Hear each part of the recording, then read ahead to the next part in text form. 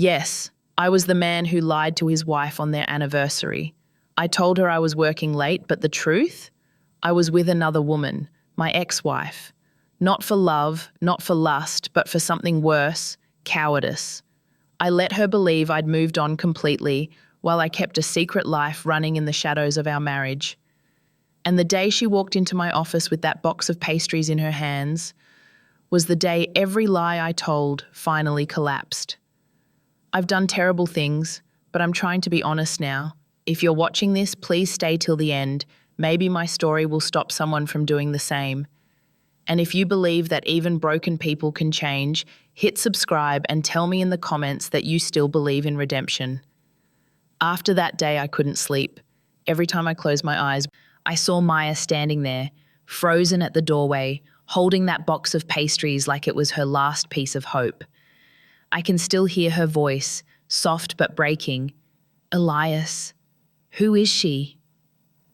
I didn't answer. I just stared at her, the air thick with everything I didn't say. That silence has followed me since. It's strange how guilt has a sound. It's not loud, it's quiet, like a heartbeat you can't turn off. I used to tell myself I was a good man, a husband who worked hard, provided, loved in his own way. But that night, sitting alone in my car outside our house, I realized being good doesn't mean much when you hide the truth. I had reasons, or at least that's what I told myself. I thought I was protecting her.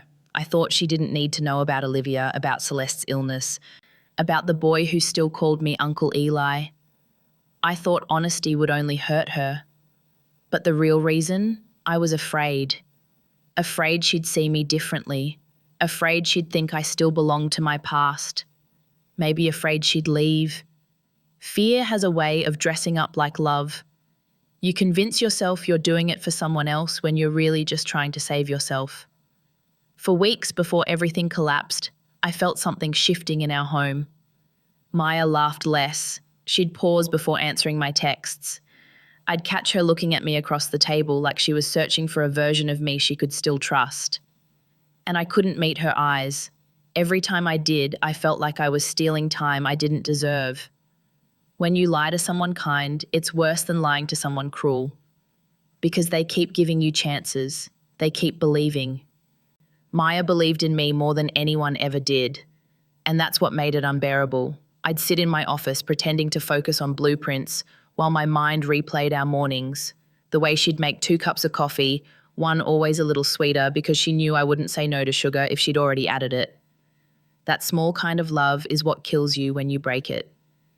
Olivia's messages would come in at odd hours. "Elias, can you help me with the client call tomorrow?" "Celeste's fever came back. Can you cover the invoice?" And I'd say yes, not because I wanted her back, God no, but because I couldn't stand the idea of a child suffering while I had the means to fix it. Maya didn't know about that side of me, the part that still felt responsible for everything that went wrong before. I thought hiding it was mercy. Turns out, mercy can look a lot like deceit. The night before the anniversary, I remember staring at the flowers Olivia had sent as a thank you. I should have thrown them away. I almost did. But I was tired, careless, maybe a bit proud, thinking it meant nothing. So I left them there. The next morning, Maya walked in with those pastries. She wasn't supposed to come. She wasn't supposed to see any of it. Life has a cruel sense of timing. After the confrontation, I sat in the empty office, staring at the cold coffee on my desk. My phone kept lighting up, texts from her, then silence. That silence lasted days, then weeks. We still lived under the same roof, but the air between us felt like glass. One wrong move and everything would shatter. Sometimes she'd ask, "How was work?" And I'd say, "Busy, just that." And she'd nod. I could see her trying. But trust doesn't grow back overnight. You can't patch it up with flowers or apologies.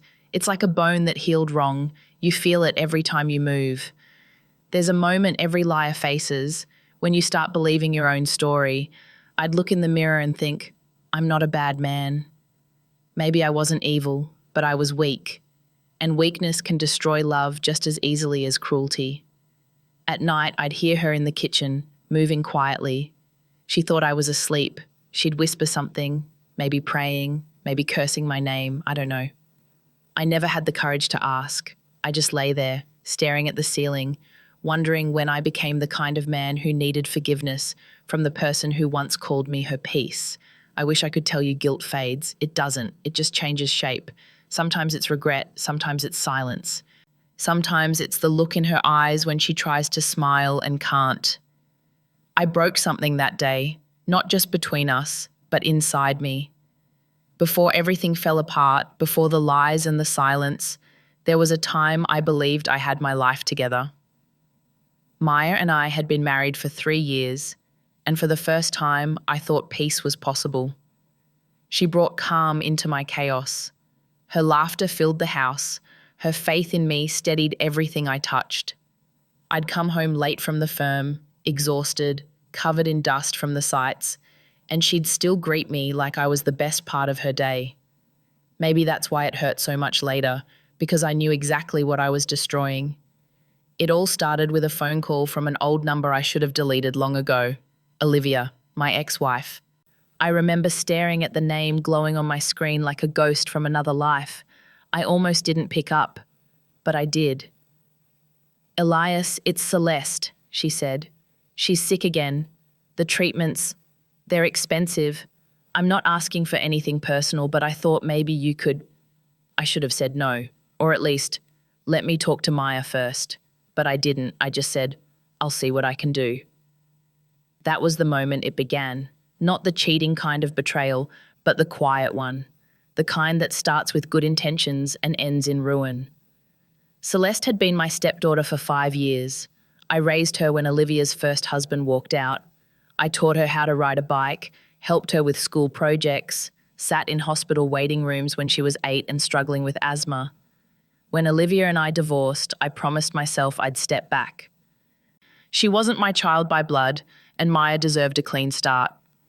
But when I heard Celeste's name, all that resolve vanished. Some bonds don't care about titles. So I sent money, small at first, enough for medication, for food. Then Olivia asked if she could meet me to discuss something bigger, a contractor's project she was consulting on. She said she needed help, that my experience at Apex could make the difference. Again, I told myself it was business, strictly professional. I didn't tell Maya. That's where the first real crack appeared. Not because I didn't trust her, but because I didn't trust myself. I knew how it would sound.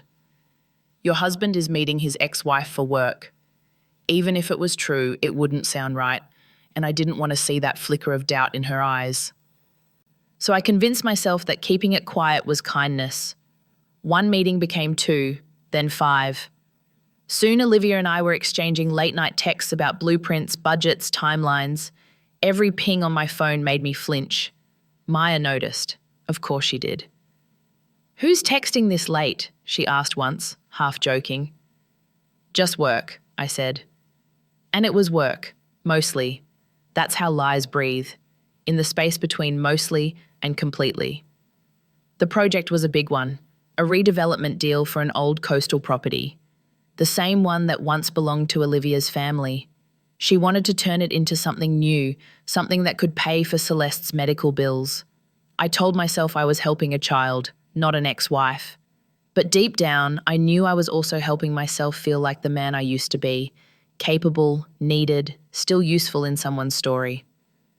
The truth is, I missed that version of me. With Maya, life was peaceful, maybe too peaceful sometimes. She didn't know the part of me that thrived in chaos, that needed to fix broken things, even people. Olivia was still a storm. She always had been. And storms attract men like me because we think surviving them means we're strong. But it wasn't about love. I never loved Olivia like I loved Maya. With Maya, it was warmth. With Olivia, it was gravity. Dangerous, unrelenting, but familiar. That's what made it dangerous. Familiarity. You don't see the danger in something you've already survived once. The more I tried to balance both worlds, the heavier it got.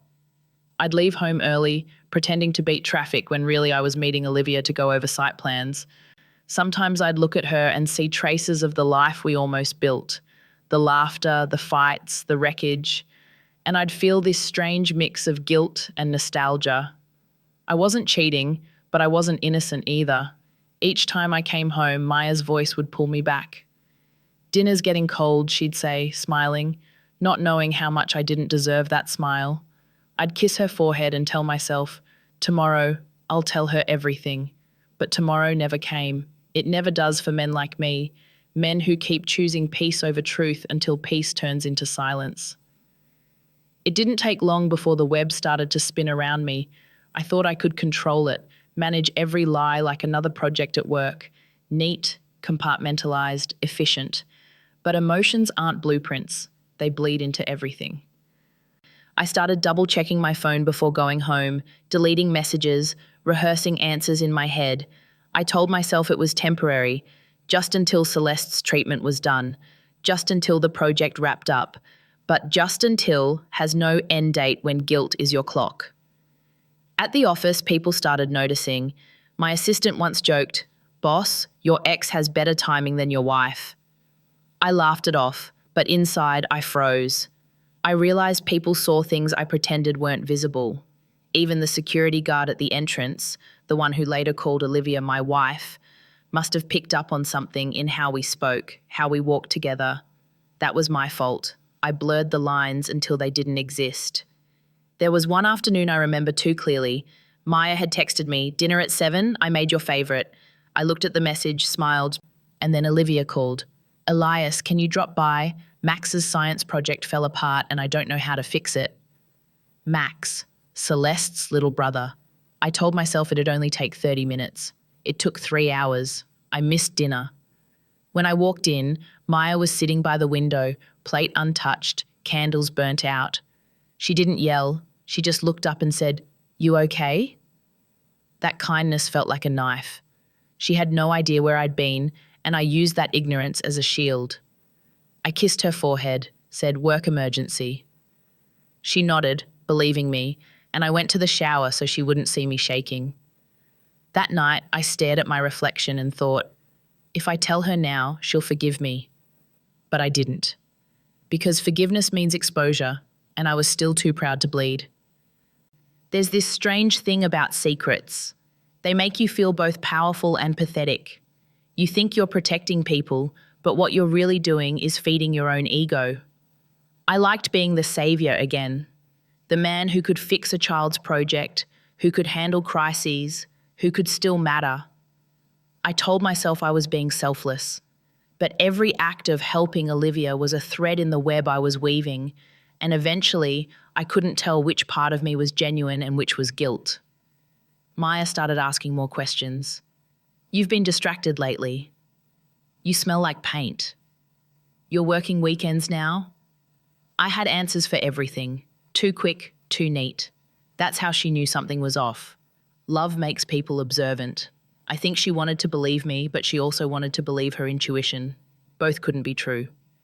Then came the flowers. Olivia had them sent as a thank you, a bright mix of lilies and daisies, her usual choice.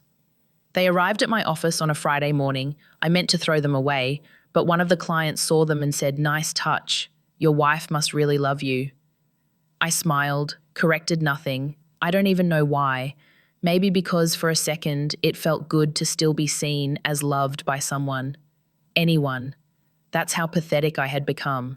That single moment, that lazy decision not to clarify, set everything else in motion. When the guard later called Olivia Mrs. Hayes, I didn't correct him either. I laughed it off. That laughter would cost me my marriage. The worst part, I still thought I was doing the right thing. I told myself I'd tell Maya after the project was over, after Celeste was stable. I even planned it out in my head. We'd go on a weekend trip. I'd confess everything, she'd cry. I'd promise to never hide anything again. A clean ending to a dirty story. But life doesn't wait for your perfect timing. It rips the curtain down when you least expect it. Sometimes at night, when Maya fell asleep beside me, I'd whisper apologies she couldn't hear. "I'm sorry, just a little longer." As if saying it softly could erase the noise of what I was doing. I started sleeping less, eating less. My body was still in our marriage, but my mind was scattered across every lie I told to hold it together. People think betrayal happens in a single act, one decision, one kiss, one secret. But the truth is, it's a slow build, brick by brick, excuse by excuse. By the time you realize you've built a wall, the person you love is already on the other side. The week before everything fell apart, I could feel the storm coming. Not in any dramatic way, no shouting, no slammed doors, just a silence that hummed through the house like a warning. Maya had stopped asking where I was. That's when I knew she didn't believe me anymore. When someone stops asking questions, it's because the answers have already broken them. I'd come home and find her sitting on the couch, scrolling her phone, pretending to read. I'd ask, "Long day?" and she'd nod, not looking up. The air between us was polite, careful, rehearsed. Two actors reading lines from a script we didn't believe in anymore.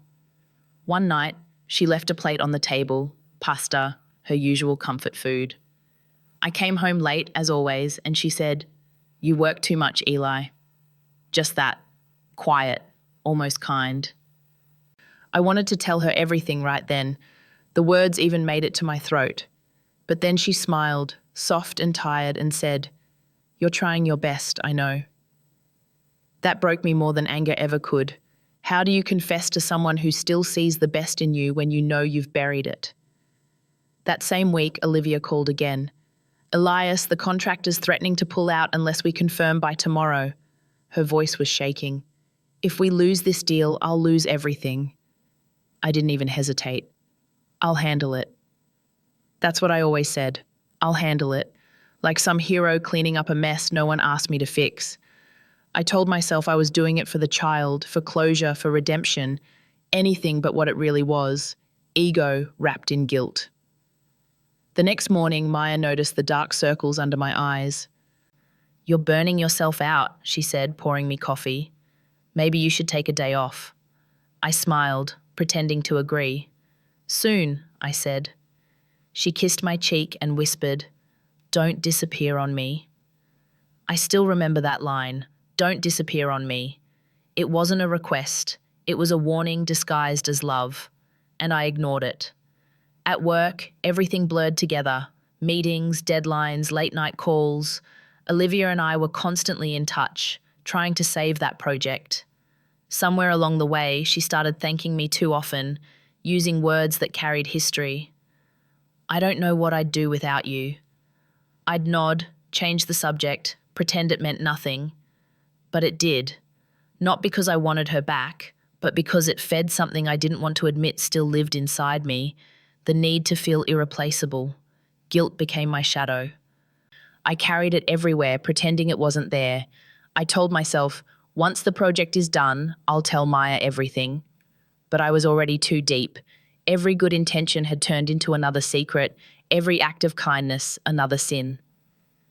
The night before our anniversary, I sat at my desk at home, finishing reports. Maya came over, leaned on my shoulder and said, "You know what tomorrow is?" I smiled, trying to sound casual. "Of course I do." She grinned, kissed my temple and said, "Don't forget to eat breakfast. You've been skipping meals lately." She walked away humming a song I didn't recognize. I should have stopped her. I should have told her everything right there. But I didn't. I just sat there, pretending work was more urgent than the truth. Later that night, Olivia texted, "Thank you again for everything, Elias. I left something for you at the office. Just a small thank you." I didn't reply. I thought it was probably paperwork or a card. The next morning, those flowers were sitting on my desk, lilies and daisies, bright as guilt. I remember staring at them, thinking I'd throw them away before Maya ever saw them. But the day got busy, meetings piled up, and I forgot. That's how simple it was, how stupid, how human. Not a grand betrayal, just negligence, just cowardice. If I could go back, I wouldn't erase what I did. I'd erase every thought that told me silence was mercy. I'd rather have hurt her with the truth than kill her with uncertainty.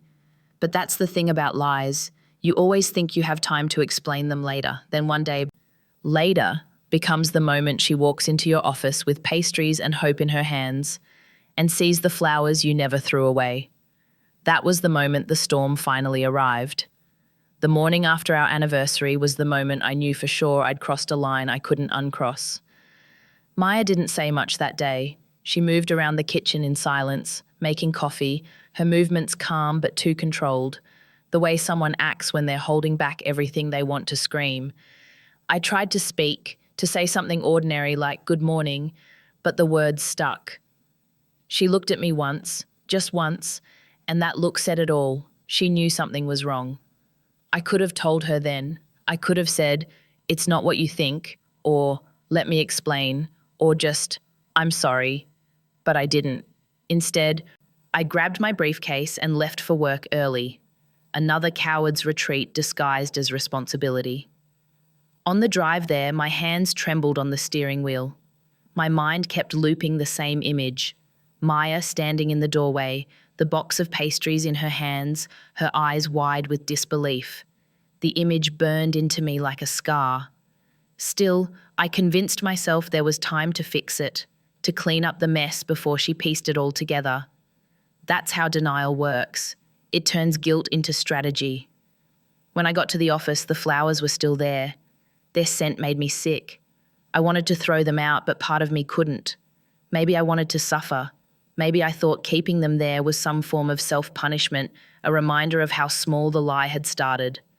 I stared at them for a long time before moving them into the trash, pressing the petals down like I was burying something alive. Then Olivia called. Her timing was always perfect in the worst way. "Elias, are you okay?" she asked. "You sound off." "I'm fine," I lied. "You sure? You don't sound fine." "I said I'm fine, Olivia." I could hear the defensiveness in my own voice. She went quiet for a moment. Then softly she said, "I didn't mean to make things worse for you."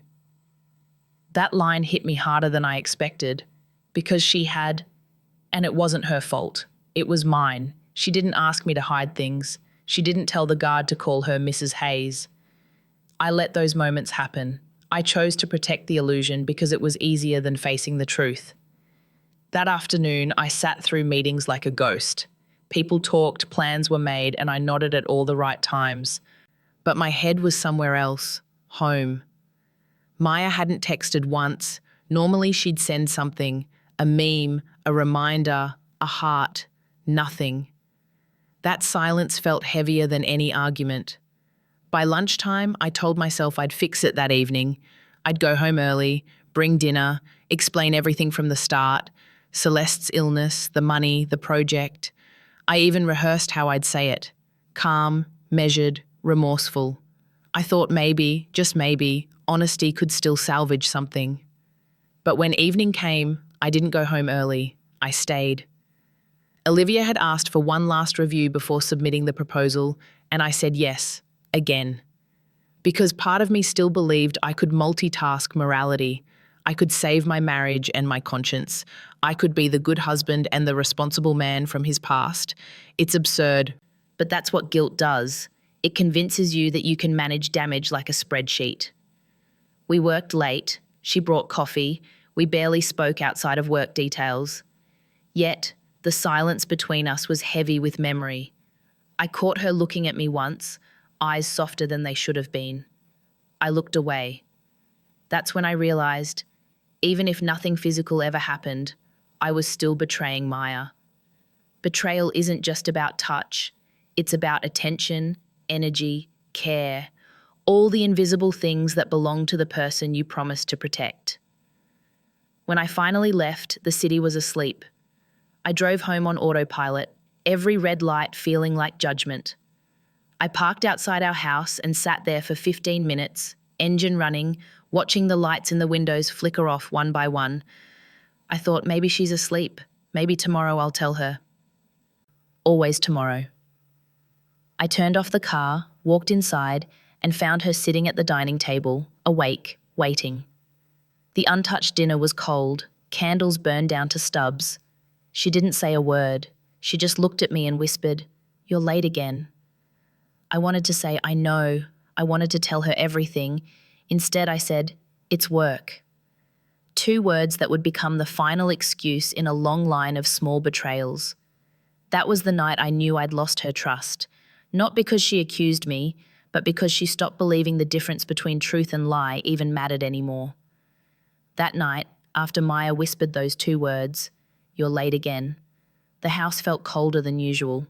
She stood up, cleared the plates without looking at me, and I just watched her in silence.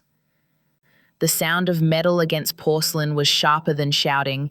It was the sound of disappointment. She didn't ask questions, and I didn't offer answers. We both knew the silence between us had more truth than anything I could have said. When she went upstairs, I stayed behind. The clock ticked too loudly. I sat there, staring at the faint candle wax stuck to the tablecloth, thinking about how something small and beautiful can burn itself out, trying to give light. That was us. That was me. I thought about going after her, telling her everything right there, about Olivia, about Celeste, about every lie I'd told, thinking it was protection. But I didn't. Because the truth at that point wasn't going to sound noble. It was going to sound exactly like what it was: selfishness. I wasn't afraid of her anger. I was afraid of her clarity. Maya's strength was never in shouting. It was in the way she could see through people without saying a word. I cleaned up the table just to have something to do. When I finally went upstairs, she was pretending to sleep. I lay beside her, close enough to feel her breathing, but far enough to know the space between us was growing wider by the second. I whispered, "Good night." She didn't answer. The next morning, she made breakfast. Quiet, simple, polite. She asked, "What time will you be home?" I said, "The usual." She nodded, didn't press. That was worse than suspicion. That was surrender. When love gives up questioning, it's already halfway out the door. At work, I couldn't focus. Every call sounded distant, every email pointless. I told Olivia we needed to finish the project sooner. "Everything okay?" she asked. "You've been distracted." "I'm fine," I said automatically. She sighed. "Elias, if you need to step back, I can handle things." "No," I interrupted, sharper than I meant to. "I'll finish what I started." And I meant it, not just about the project, but about the mess I'd made. I wanted to end it properly, to tie up every loose end so I could finally face Maya with a clean slate. But that's not how life works. You can't clean a wound while it's still bleeding. That afternoon, I saw a message pop up on my phone from Maya. Just 5 words: "We need to talk tonight." My heart dropped. I knew what that meant. She knew something. Maybe not everything, but enough. I spent the rest of the day in a fog, waiting for the clock to move faster, dreading the moment it did. When I drove home, the sky was turning dark, the kind of heavy blue that comes before rain. Every stoplight felt like judgment. I rehearsed my confession over and over, how I'd start, where I'd pause, what I'd admit, what I'd hold back. I thought maybe if I said it right, she'd understand. But there's no version of the truth that doesn't hurt. When I pulled into the driveway, I saw her car. The lights inside were still on. My throat went dry. I sat there for a few seconds, engine running, staring at the door. The truth was right there, waiting for me on the other side, and I couldn't move. Then my phone buzzed. It was Olivia again, a single message. "Thank you, Elias. I couldn't have done this without you." The worst possible timing. I didn't reply. I just stared at the screen until the text faded.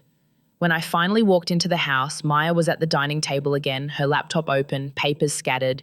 She looked up, calm but unreadable. "We need to talk," she said softly. I nodded. "I know."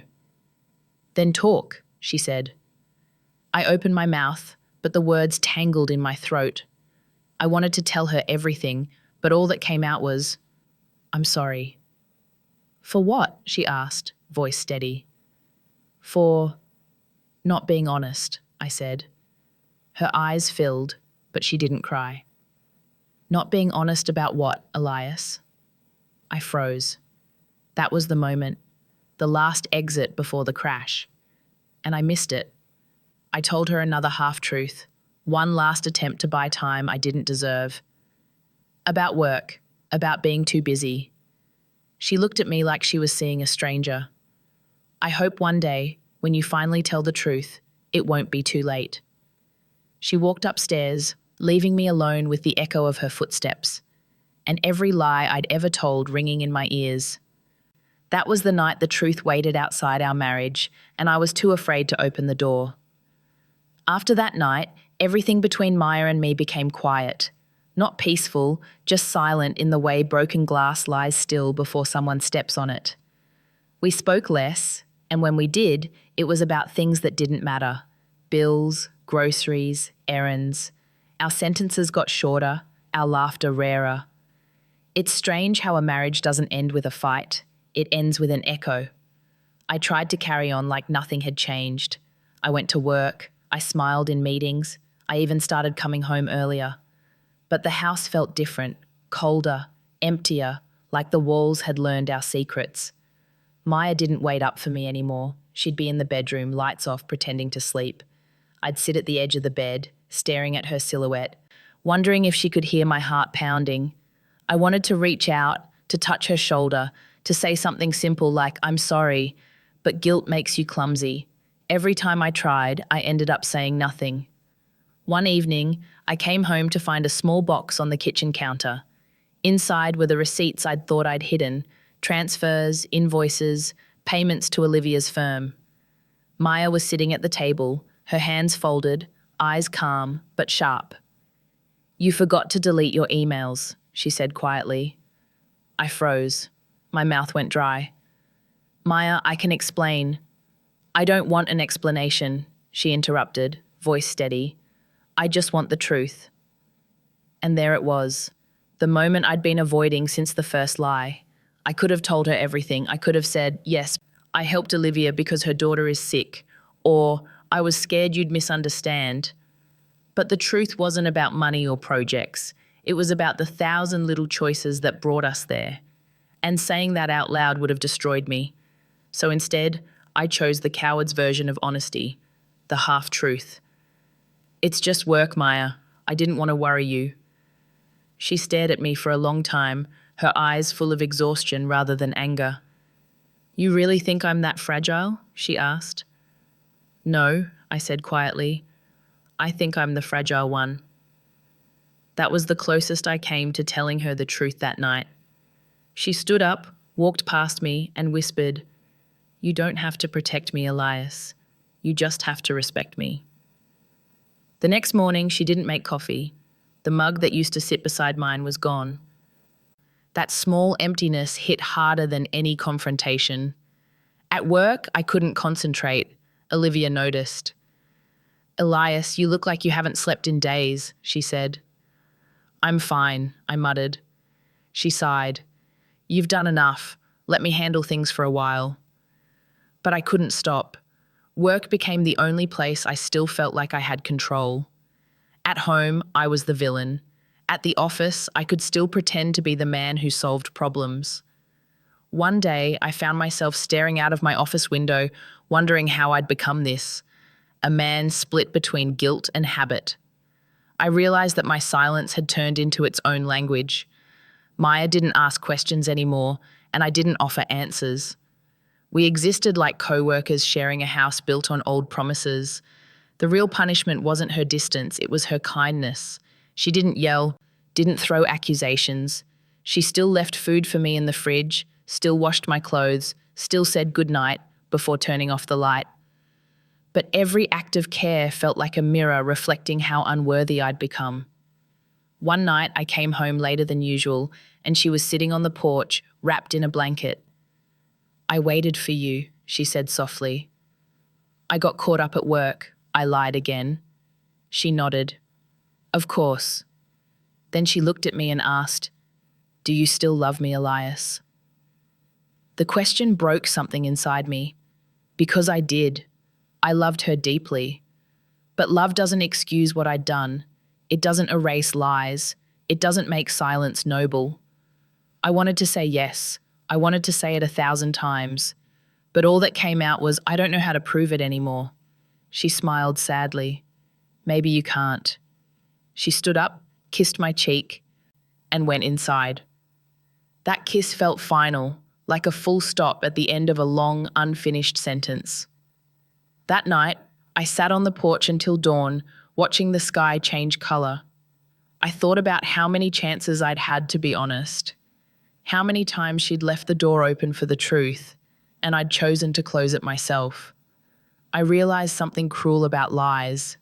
They don't just protect you from others, they protect you from seeing who you've become. The next morning, she left early for work without saying goodbye. I watched her car disappear down the street and knew that whatever we were, whatever we'd built, was slowly falling apart. Not with thunder or rage, but with quiet resignation. That's when it hit me. The collapse I feared had already happened. I was just the last one to admit it. After Maya stopped asking where I'd been, I started asking myself the same question. Where had I been? Not physically, but in spirit.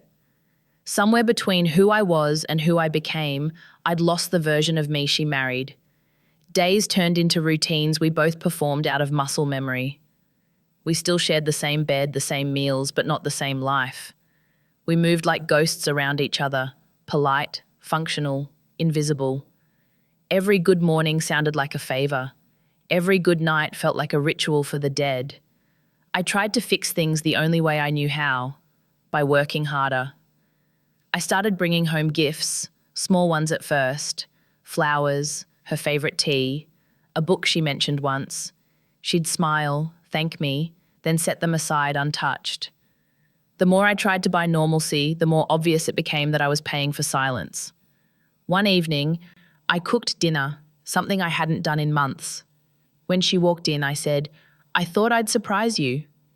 She stared at the table for a long moment before answering, "You already did, Elias. Once was enough." Her words were calm, but they hit like a confession. There's a kind of honesty that doesn't need to shout. It just stands there, unshakable. After that, I stopped trying to impress her and started trying to understand her distance. I noticed the way she avoided sitting too close, the way her eyes lingered on her phone during our dinners. Once, she laughed at a message and quickly locked her screen. I didn't ask who it was, not because I didn't care, but because I didn't think I had the right to anymore. Every night, I'd lie awake and listen to her breathing, wondering if she was asleep or pretending like I used to. The irony wasn't lost on me. I used to keep secrets to protect her from pain, and now I was the one being protected from a truth I wasn't ready to face. She was slipping away. At work, even the air felt heavier. People whispered when I passed. I didn't care about gossip before, but now every whisper sounded like judgment. I caught myself staring out of my office window again, thinking about how many things I'd built only to watch them crumble. A company, a marriage, a reputation. You can rebuild structures, but not trust. Olivia noticed the change. One afternoon, she came by my office. "You've been quiet lately," she said. "Is everything all right at home?" I hesitated. "It's complicated." She nodded slowly. "Because of all this?" She gestured to the project files on my desk. "No," I said. "Because of me." That was the first honest thing I'd said in months. She looked at me with something like pity. "Elias, maybe it's time to let go. You can't keep fixing everyone else's world if yours is falling apart." "I know," I said, though I didn't. Letting go sounded easy when you weren't the one who broke something irreplaceable. That night, I came home to an empty house. The lights were off, the rooms too quiet.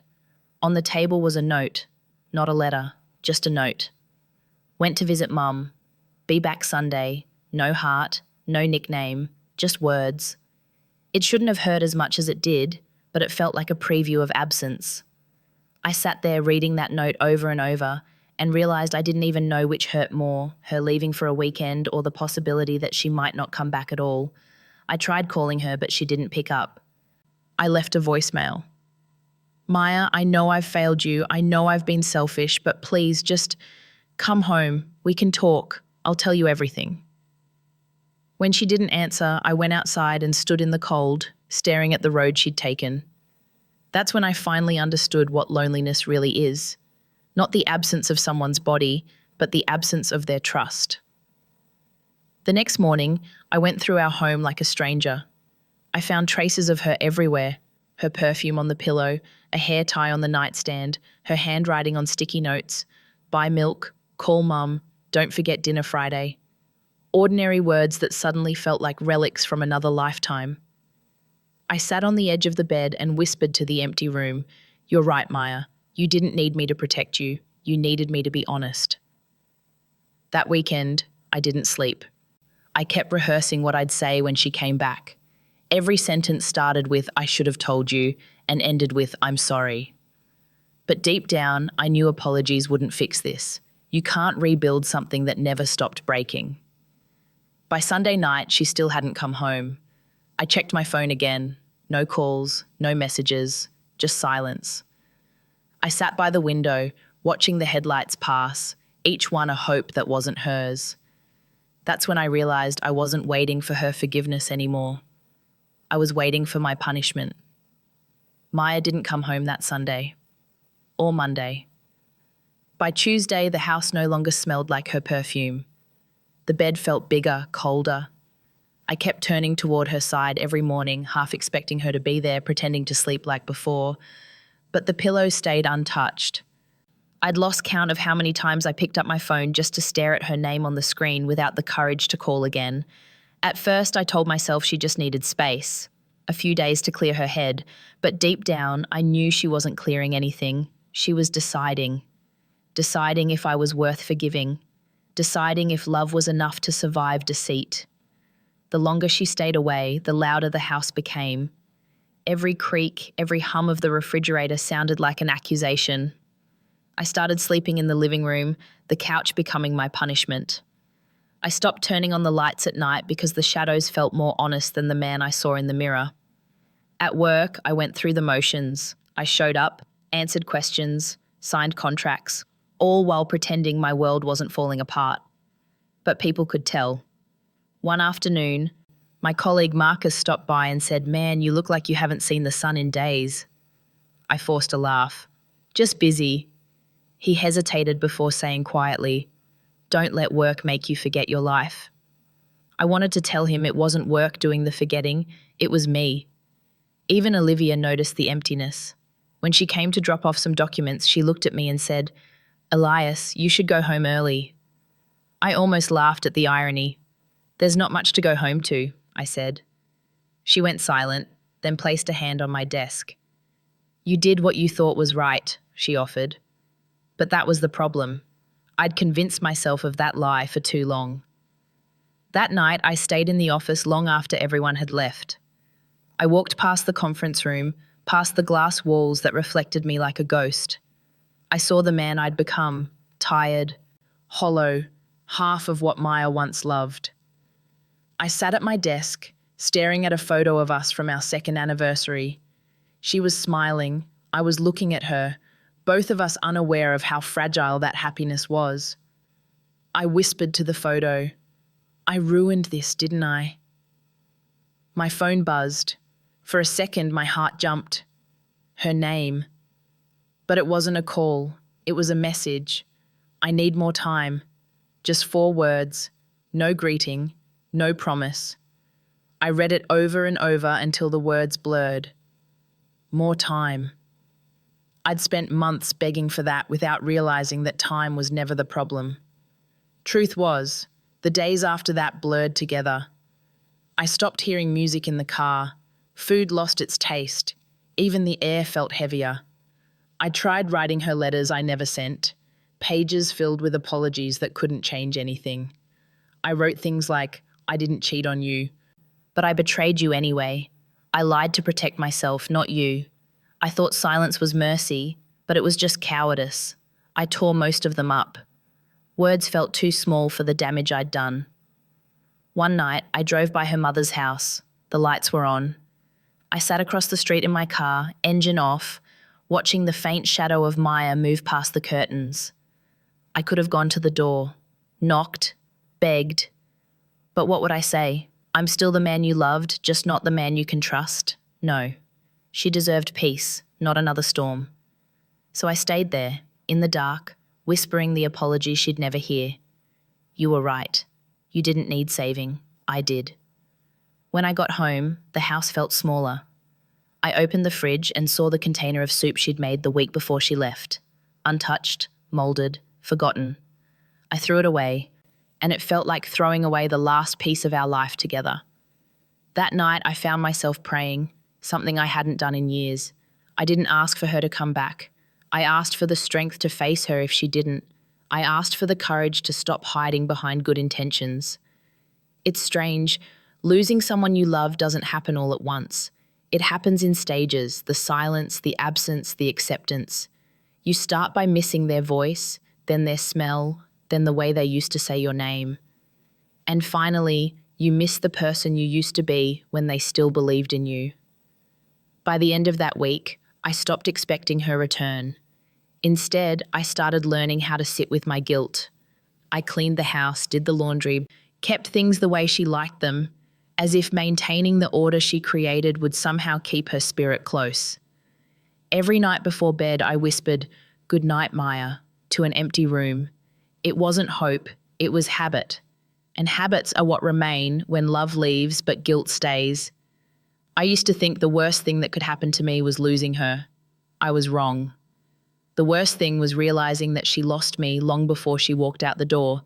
It happened on a Wednesday. Ordinary days are dangerous like that.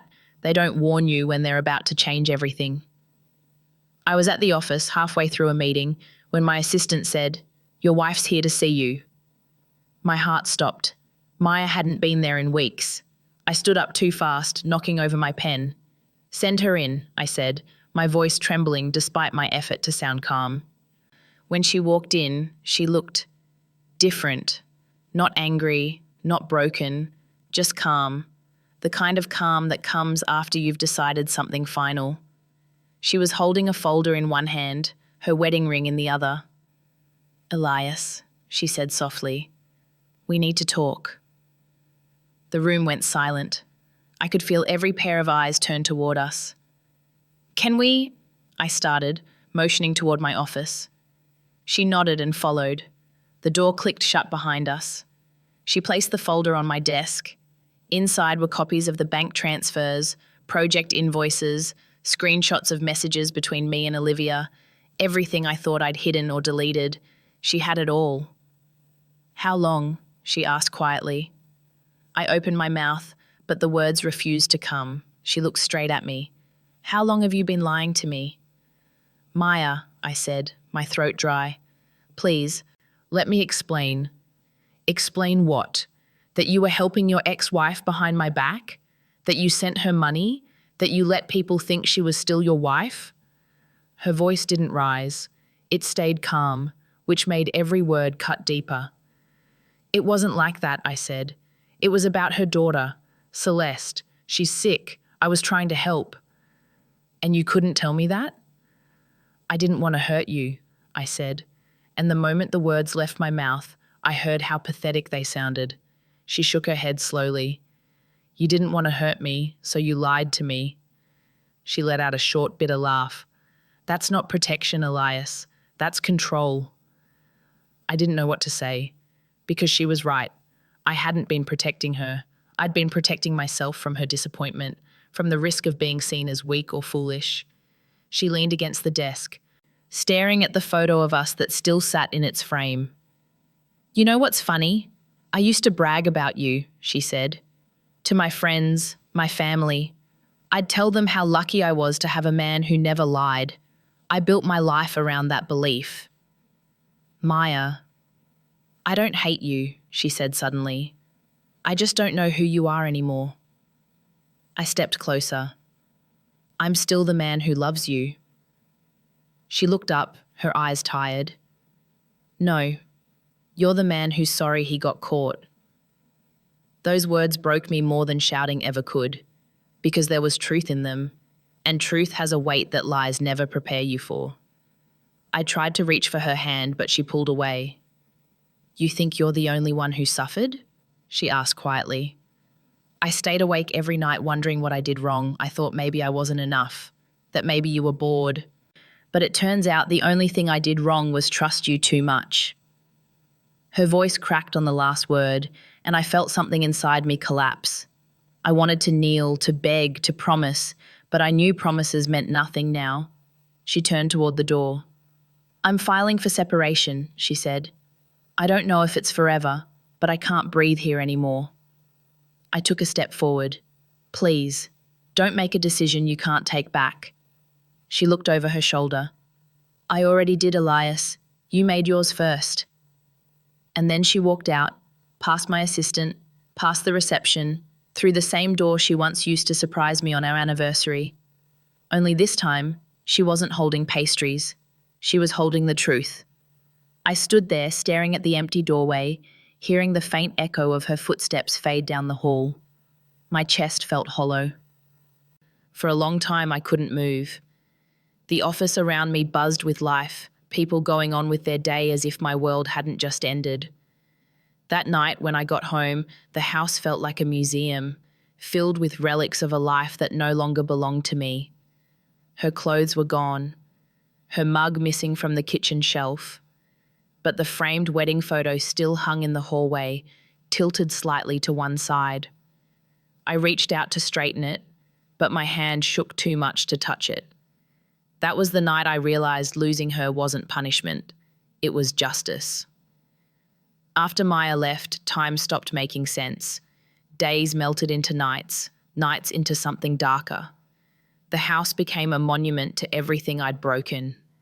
Every room echoed her absence. I couldn't even bring myself to turn on the lights. It felt disrespectful to illuminate what I'd already ruined. The first few days, I waited for her to come back. I told myself she just needed to cool off, that she'd return once she saw I wasn't the monster she thought I was. I left my phone on the table, always charged, always silent.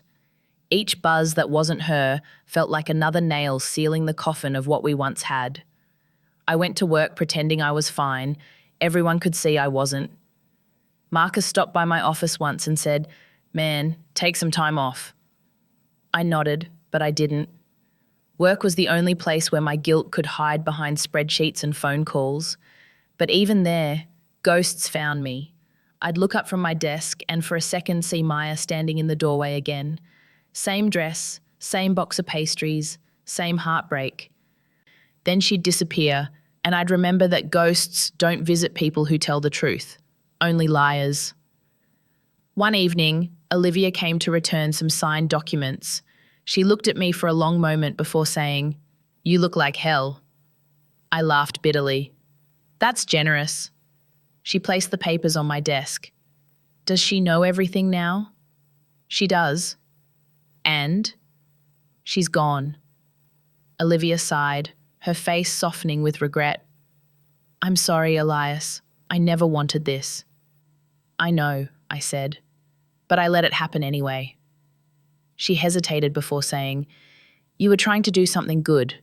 Maybe it just got complicated." I shook my head. Good men don't hide behind good intentions. They tell the truth, even when it burns. That silence between us was thick. She finally said, "You should tell her that, not me." "I would," I said quietly, "if she'd still pick up." After she left, I sat there for hours, staring at the city lights through the glass. Each flicker looked like a window into a life I'd never get back. Around midnight, I opened my laptop and started writing. Not an email, not a letter, just words. Pages and pages of confessions I'd never said out loud. How I'd lied because I was afraid of being seen as less. How I'd mistaken control for love. How I'd turned silence into a weapon. And how it backfired until there was nothing left to protect. By the time I stopped typing, the sun was rising. The city was waking up. I wasn't. I felt like a man who died quietly while everyone else went on living. That weekend, I drove out to the old coastal property, the one Olivia and I had been working on. It was empty now, half finished. The wind whistling through metal frames and open windows. The ocean roared nearby, relentless and uncaring. I walked along the dirt path, boots sinking into the sand, and thought about how every foundation, no matter how strong, can crumble when it's built on half-truths. I stood there, staring at the waves crashing against the rocks, and whispered, "This is what I did to her." I don't know how long I stood there. The wind carried the salt into my throat until I could barely breathe. And for the first time in months, I cried. Not quiet tears, the kind that shake your chest and leave you empty. I cried for her, for myself, for every lie that started with, "I didn't want to hurt you." When I finally calmed down, I noticed something small, a single wildflower growing between two cracks in the concrete foundation. I crouched down, staring at it. Somehow, it had found a way to grow in the ruin. That tiny, stubborn bloom hit me harder than anything else. Maybe because it looked like her, fragile but unbreakable. That night, I went home and did something I should have done long ago. I told the truth, even if it was only to myself. I stood in the middle of the empty living room and said out loud, "I was wrong." Then louder, "I lied because I was weak." And then finally, "She deserved better." The words echoed off the walls. For the first time, the house didn't feel like a grave. It felt like a courtroom, and I was finally on the stand, guilty but honest. I didn't know what came next. Maybe she'd never come back. Maybe I didn't deserve her forgiveness, but I knew one thing: if she ever walked through that door again, I wouldn't hide, I wouldn't defend myself. I'd just tell her the truth, the whole of it, no matter how much it hurt. Because that's the one thing lies never teach you, that the truth doesn't destroy love. It only reveals what was already broken. And as the night settled around me, I whispered her name one last time, not as a plea, but as a prayer. Wherever you are, I hope you're free of the man I used to be. After the night I finally spoke the truth, even if no one else heard it, something inside me shifted. It wasn't relief. Relief comes when you fix something. This was different. It was the quiet weight of acceptance, the kind that settles into your bones when you stop running from who you are. For the first time in months, I started living instead of waiting. I didn't wait for her call, her message, or her forgiveness. I woke up, made my own coffee, opened the windows. The house still echoed, but the air felt cleaner, lighter. Maybe because lies have a smell, stale, suffocating, and I'd finally let the truth breathe. I started going for walks in the evenings, no phone, no excuses, just me and the sound of my own footsteps. The city looked different when I wasn't hiding from it. The coffee shop where we used to go, the park bench where she'd read, the bakery where she bought those cream puffs, they all hurt to look at, but I forced myself to see them anyway. Pain, I learned, doesn't go away when you avoid it. It softens when you stop pretending it's not there. One Sunday morning, I ran into Maya's friend Claire at the farmer's market. She looked surprised to see me. "Elias," she said cautiously, "how are you?" "I'm learning," I answered, and it was the truest thing I could have said. She studied me for a moment before nodding.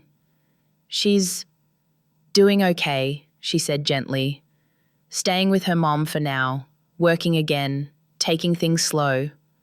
I smiled, not out of joy, but out of gratitude. "That's good," I said. "She deserves peace." Claire hesitated. "She said you never meant to hurt her, just that you didn't know how to be honest." That sentence followed me home like a shadow. Didn't know how to be honest. It sounded simple, but it wasn't. Honesty isn't just about not lying. It's about letting someone see the parts of you that scare even you. And I'd never done that, not with her, not with anyone. I used to think strength meant composure, control, keeping the world steady no matter what. But strength, I learned, is the opposite. It's standing in the wreckage and saying, "Yes, I did this, and I'll do better." A few weeks later, I started therapy. I walked into that office with the same guilt I used to carry home every night. The therapist asked, "Why are you here?" And I said, "Because I don't want to waste another person's faith." We talked about my fear of failure, my need to fix everything, my obsession with appearing dependable. It all came down to the same truth. I didn't lie to protect others. I lied because I couldn't stand being seen as imperfect. I confused love with performance. That realization hit harder than losing Maya, because it meant the problem wasn't situational, it was me. And unless I faced it, I'd keep breaking every good thing that came my way. Little by little, I started rebuilding, Not the marriage, but myself. I learnt to sit with discomfort instead of explaining it away.